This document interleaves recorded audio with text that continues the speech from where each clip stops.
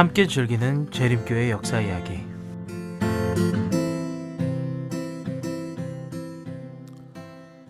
안녕하십니까. 재림교회 역사 이야기 팟캐스트 그 두 번째 시간에 오신 여러분들을 진심으로 환영합니다. 오늘은 그 두 번째 이야기, 이신론자 윌리엄 밀러라는 제목으로 이야기를 펼쳐보겠습니다. 지난 에피소드에서는 제7일 안식일 예수 재림교회가 태어날 당시의 역사적인 배경이 어땠는지, 또한 그 당시에 널리 퍼져 있었던 재림 전 평화로운 천년기에 대한 기대, 또한 독립전쟁의 승리를 통해서 얻어진 정치적인 낙관주의가 합쳐져서 미국에 사는 기독교인들이 긍정적인 미래를 기대했다는 이야기를 나눴습니다. 하지만 항상 그런 사람 있죠. 모두가 한 방향으로 갈 때 꼭 엉뚱한 이야기하는 사람들 있잖아요. 제가 사는 미네소타에는 눈이 많이 옵니다. 정말 추운 겨울에 껴입을 수 있는 옷을 다 껴입고 나가면 꼭 반바지에 후디 하나 걸치고 나오는 그런 사람들이 있습니다.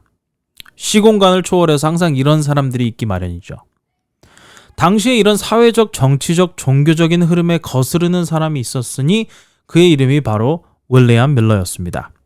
신기한 것은 윌리엄 밀러는 재림교회를 세운 설립자들이 Father Miller, 아버지 밀러라고 부를 만큼 제7일 안식일 예수 재림교회가 설립되는데 큰 영향을 준 인물이었습니다. 하지만 그 자신은 재림교인이 되지 않았죠. 윌리엄 밀러는 1782년에 태어났습니다. 그래서 1775년에서 1783년까지 일어났던 미 동부를 집어삼켰던 독립전쟁을 직접적으로 경험하지는 못했습니다. 만일 독립전쟁의 세대를 미국 역사에서 가장 위대한 세대라고 한다면 밀러는 전쟁 후에 태어난 다음 세대로, 밀러가 10대에서 20대가 되었을 때는 독립전쟁에 참전했던 세대들이 천천히 역사의 무대에서 퇴장하던 때였을 것입니다. 위대했던 한 세대가 지나가고 새로운 세대가 역사의 무대에 등장을 했습니다. 밀러의 아버지의 이름도 윌리엄 밀러였고 그는 독립전쟁의 참전 용사였습니다. 밀러의 가정은 침례교회를 열심히 다녔던 가정이었고 밀러의 할아버지와 삼촌 역시 침례교회의 설교자들이었습니다. 밀러는 하나님을 기쁘시게 하기 위해서 할 수 있는 모든 좋은 일을 다 하고 나쁜 일을 하나도 하지 않으려고 노력했었지만 그렇게 오래가지 못했다라고 회상했다고 하죠. 그래서 밀러는 자신을 희생하는 것, 즉 자신이 소중히 여기는 것들을 포기하면 하나님께서 그를 받아주시지 않을까 하고 생각했습니다. 하지만 이 두 가지 방법에서 실패를 경험한 밀러는 실망했고 자포자기했습니다. 밀러는 자신의 삼촌이 목회하는 교회에서 삼촌의 설교를 들으면서 자랐다고 합니다. 그렇기에 이런 하나님에 대한 두려움이나 이해는 그가 자라나면서 들었던 삼촌의 설교를 바탕으로 하지 않았을까 생각합니다. 당시의 목사님들은 유황불이나 멸망, 지옥 등등의 주제로 설교를 많이 했다고 하죠. 요즘에도 목사님들이 두려움을 유발하는 설교, 죄를 지으면 유황불에 타 죽는다는 등, 지옥에서 영원히 고생을 한다는 등, 이런 것을 입으면 먹으면 구원이 없다 등의 내용으로 설교하시는 분들이 있지 않나요? 이런 무시무시한 설교를 하면 사람들이 천국에 대한 흥미를 가질 것이라고 생각하기 때문이겠죠. 실제로 누가 여러분이 정말 이런 고통을 당하기를 원해서 그런 이야기를 하겠습니까? 다들 여러분들이 천국에 가기를 원해서 그런 이야기를 하는 것이겠죠. 하지만 이런 두려움을 유발하는 설교가 가지고 오는 부작용이 있습니다. 이런 두려움을 유발하는 설교를 오랫동안 듣고 믿음이 자라난 성도들은 항상 이 두려움을 가지고 있거나 구원에 대한 확신이 부족하거나 낮은 자존감, 구원의 기쁨보다는 멸망의 두려움으로 신앙을 하는 모습을 본 적이 많습니다. 여러분은 하나님에 대해서 어떻게 듣고 자라왔나요? 예배에 가고 신앙하는 삶에 기쁨이 가득한 삶을 살았는지, 아니면 두려움이 가득한 삶을 살았는지, 혹시나 멸망에 대한 두려움이 신앙의 원동력이라면 이것이 내 탓인지 아니면 우리의 신념과 신앙을 자라게 해준 텃밭의 상태가 두려움을 바탕으로 한 신앙을 하게 했는지, 오늘 한번 뒤돌아보는 시간을 가지면 어떨까요? 죄인들이 부정적인 인센티브로 거룩해질 수 있다는 생각, 즉 만일 살인의 결과가 이 세상에서의 사형을 당하는 것뿐만 아니라 다음 생에서 영원토록 고통받게 될 것이라는 두려움을 심어서 이 세상에서 살인을 방지한다, 이런 논리인 것이죠. 이렇게 신앙에 회의심을 가졌던 밀러는 설교자였던 삼촌과 할아버지를 교회의 지도자로서 존경하지 않게 됐고, 이런 반항적인 밀러의 행동이 어머니의 속을 타게 만들었습니다. 밀러는 이렇게 억제하는 방법으로 소개되는 하나님에 대해서 듣는 것을 더 이상 견딜 수 없었습니다. 솔직히 말해보세요. 지금 이 이야기는 재림교회가 생겨나기도 전에 일어났던 일이니까 우리가 좀 마음 편하게 이야기할 수 있을 것 같습니다. 여러분들의 어릴 적 신앙의 경험은 어땠나요? 혹시나 밀러와 비슷한 경험을 하진 않았나요? 그때부터 밀러는 되는 대로 그가 읽을 수 있는 책들을 읽기 시작했다고 합니다. 그리고 그는 책벌레가 됩니다. 불행하게도 그의 집에는 성경책, 시편, 기도력 그리고 찬미가 밖에 없었다고 하네요. 하긴 자녀가 16명이나 되었기에 그 집에 많은 책을 구비한 도서관을 마련하지 못한 것은 어쩌면 당연한 일일 겁니다. 밀러는 9살 때부터 14살이 될 때까지 매해 농장일이 없는 겨울마다 3개월 동안 학교를 다녔다고 전해집니다. 별로 가방끈이 길진 않았죠. 문제가 있었다면 밀러가 학교에 갔을 때 자신이 선생님보다 더 많이 알고 있다고 느꼈다는 것입니다. 여기저기 책을 빌려서 독서를 한 탓일까요? 밀러의 아버지는 밀러가 너무 책벌레가 된 것에 대해서 염려를 했다고 합니다. 농장을 가진 가족이라면 당연히 자녀들이 농장 일을 도와주는 것이 노동력의 원천이겠죠. 밀러의 아버지는 아들이 독서하는 버릇 때문에 농장 일을 소홀히 할까 봐서 걱정을 했지만 밀러는 책을 읽는 것을 멈추지 않았습니다. 아니 얼마나 책 읽는 것을 좋아해서 아버지가 저렇게 걱정을 했을까요?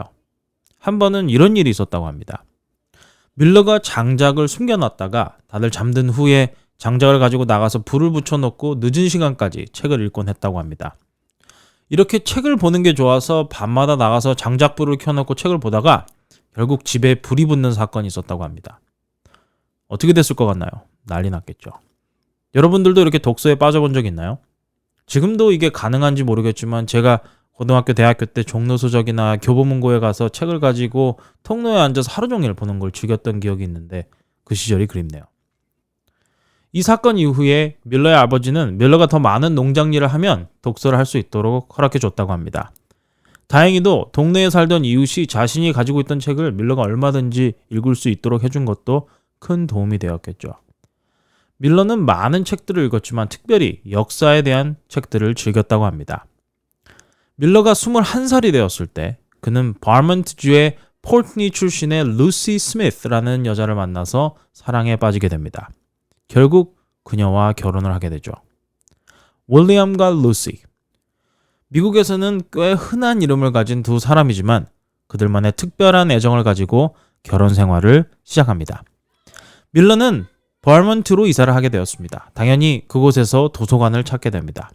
새신랑 밀러는 그곳에서 꽤 똑똑한 친구로 알려지게 됐습니다. 그 마을에 좀 똑똑하다 한 사람들이 밀러를 발견하게 된 것이죠. 이 마을에서 밀러와 어울렸던 그 친구들은 대부분이 이신론자들이었습니다.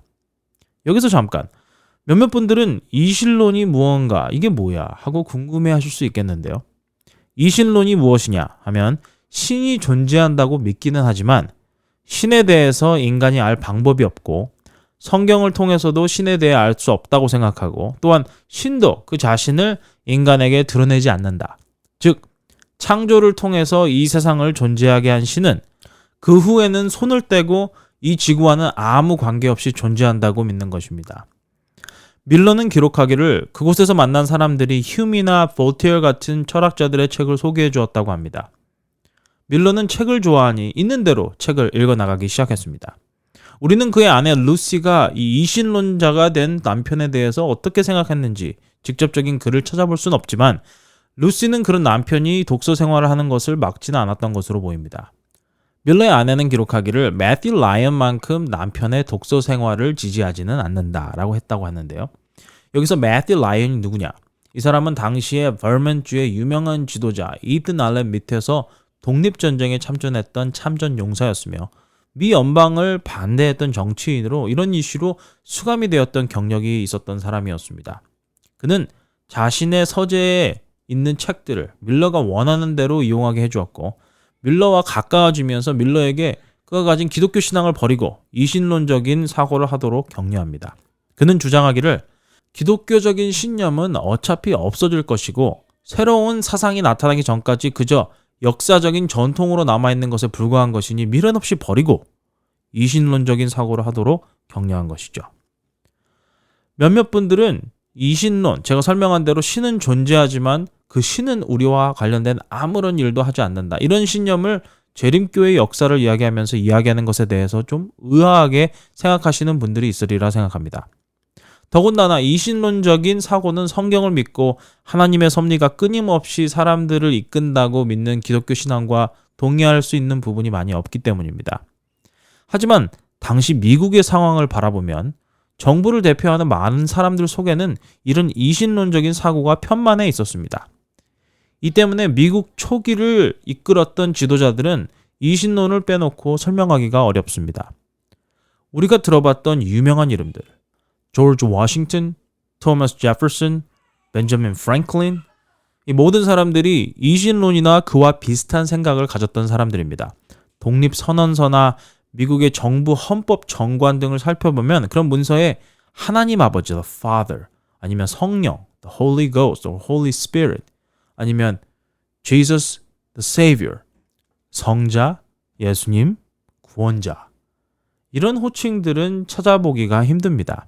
대신에 이런 미국 정부의 초창기 문서들에는 창조주, 조물주, Creator, 기독교인들이 읽으면 창조주 하나님이지만 기독교인이 아닌 사람이 읽으면 마치 그냥 세상을 존재하게 한 신이라고 이해할 수 있는 명칭들이 많이 쓰였습니다.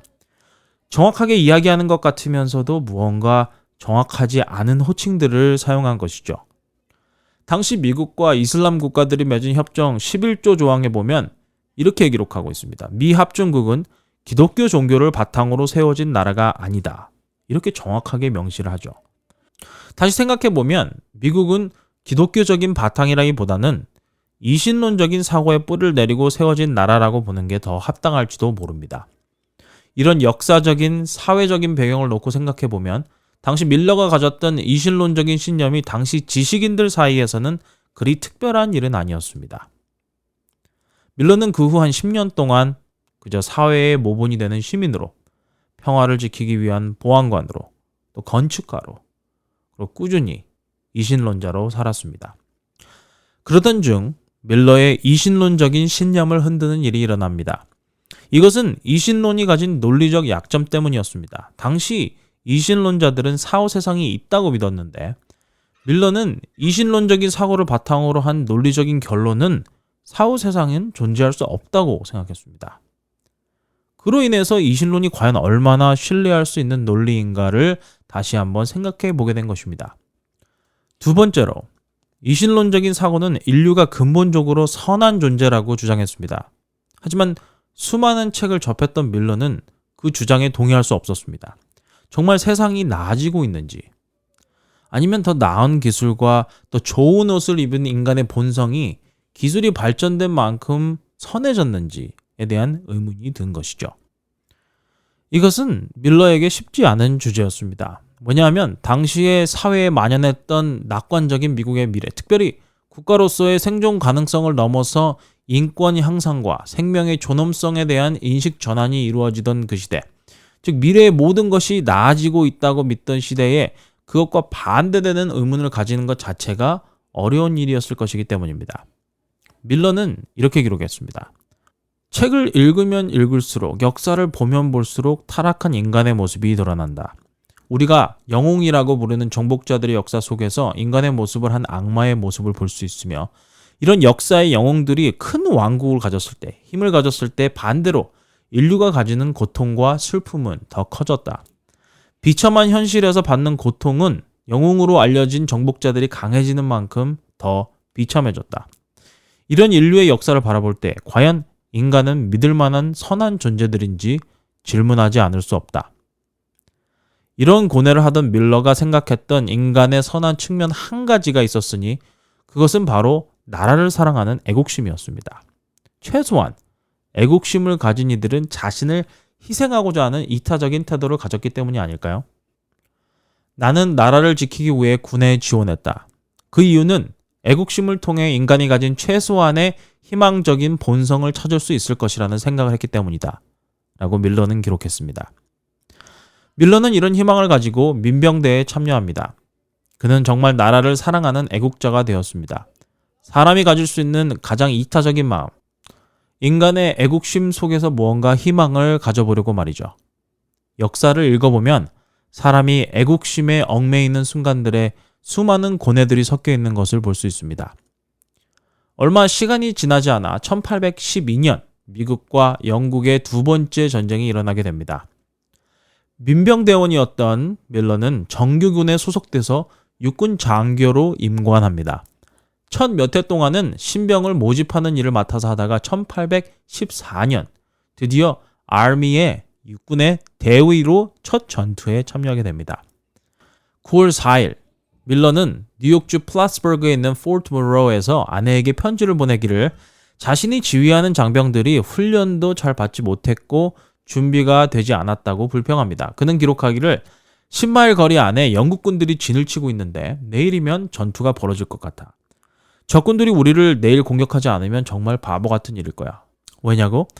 적군들은 잘 준비되고 훈련된 수만 명의 군인들이 있지만 우리는 그나마 훈련도 잘 못 받은 수천의 군사들밖에 없거든. 실제 상황은 밀러가 아내에게 이야기한 것보다 더 심각했습니다. 그와 함께한 장병들은 이미 부상을 당했거나 다른 부대에서 적응을 잘 못해서 갈 곳이 없어서 오게 된 장병들이 많았기 때문이죠. 거기에 비교하면 영국군들은 나폴레옹 장군과 싸운 전적이 있는 경험이 있는 군인들이었습니다. 밀러는 참혹한 전투의 결과를 예상하고 그 결과를 기다리는 불쌍한 지휘관이었던 것이죠. 드디어 9월 6일 전투가 시작되었습니다. 영국군이 플라츠버그 시가지를 점령했고 미국군은 포를 앞세워서 영국군이 숨어있는 건물들이 있는 곳을 포격합니다. 영국군 보병 76연대는 미국군과 크고 작은 전투를 벌이면서 다가오고 있었는데 이상하게도 갑자기 영국군은 후퇴하라는 명령을 받고 뒤로 물러납니다. 그리고 그날 저녁 영국군은 군사를 물립니다. 그때 밀러와 밀러의 장병들이 모르고 있던 사실은 미 해군이 레이크 챔플린 해전에서 승리하면서 영국 육군이 플라츠버그에서 승리를 하더라도 그들을 뒷받침해 줄 수 있는 전력과 군수물자가 없는 상황이 되었던 것이죠.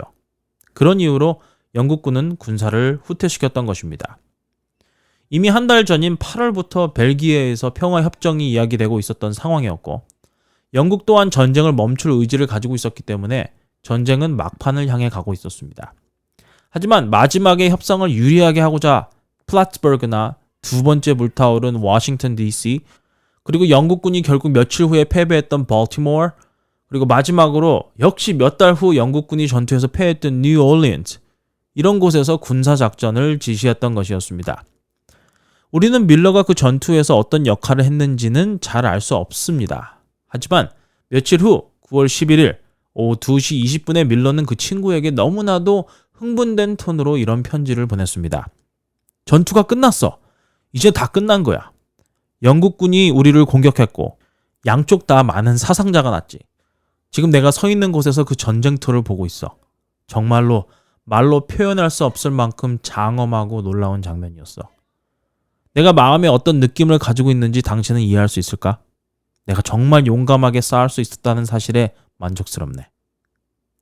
하지만 전투를 겪으면서 밀러의 마음속에는 조금씩 변화의 그림자가 다가오기 시작했습니다. 몇 해 후에 밀러는 기록하기를 이렇게 놀라운 전투의 결과는 결코 사람이 할 수 있는 일이 아니라고 생각해. 1814년 10월 28일 밀러는 전투에서 함께했던 전우가 열병으로 죽은 후에 자신의 사후에 대해서 생각합니다. 그는 아내에게 기록한 편지에서 죽음 후에 아무것도 없다는 생각은 정말 두렵고 침울한 것이야. 나는 차라리 영원한 미래가 있다는 것에 소망을 걸겠어.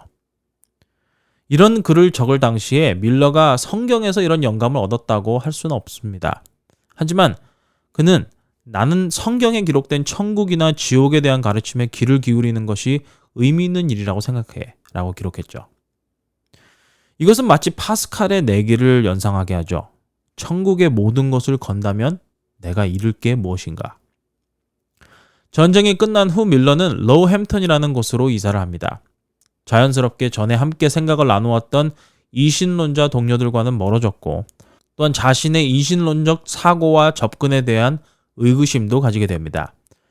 그렇다고 해서 밀러가 가지고 있던 기독교에 대한 회의적인 시선이 바뀐 것도 아니었습니다. 이신론과 기독교 신앙 사이에서 길을 찾던 밀러는 그의 삼촌이 교회에서 설교하시던 일요일에만 교회 갑니다. 때는 1816년 여름이었습니다. 이런 밀러의 태도에 살짝 짜증이 난 어머니에게 밀러는 이야기를 하죠. 목사님이 안 계실 때 집사님이 설교를 한다고 나가서 책에 있는 내용들을 그대로 읽잖아요. 이거 정말 지루하거든요. 밀러는 어머니에게 자기가 설교를 해도 그 집사님들보다는 잘할 수 있다고 얘기합니다. 밀러의 어머니는 그 이야기를 집사님에게 했고 집사님들은 그럼 자신들이 선택한 설교의 내용을 밀러가 읽는 건 어떻냐고 제안하죠. 생각해보세요.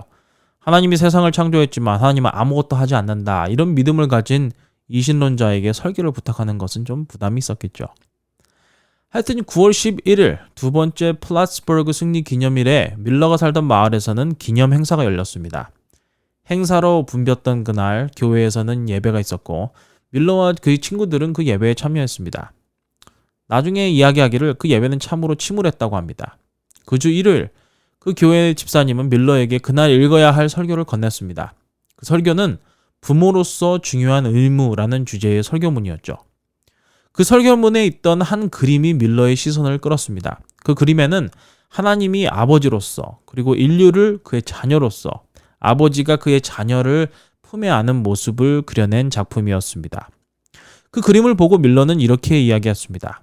내가 하나님께 안길 수 있는 자녀가 될 수 있다면 얼마나 좋을까? 나도 하나님의 품에 안겨서 그 은혜에 기댈 수 있다면. 하지만 밀러는 생각합니다. 어떻게 이런 하나님이 존재한다는 것이지? 이걸 어떻게 설명할 수 있지? 이신론적 접근으로는 하나님을 인격적인 분으로 다가갈 수가 없는데 인간은 하나님에 대해서 알 수 없고 우리는 하나님과 전혀 인격적인 교제를 할 수 없는데 어떻게 이거를 설명할 수 있단 말이야. 하나님을 알 수 없고 하나님은 인간의 고통과 고난에 무관심한 존재라고 믿었는데 이런 이신론적인 신념을 가지고 살던 밀러는 그 순간 하나님을 믿고 싶다는 강한 충동을 느꼈습니다. 이런 변화를 느꼈던 밀러의 친구들은 밀러의 태도를 보고 혼란스러워졌습니다.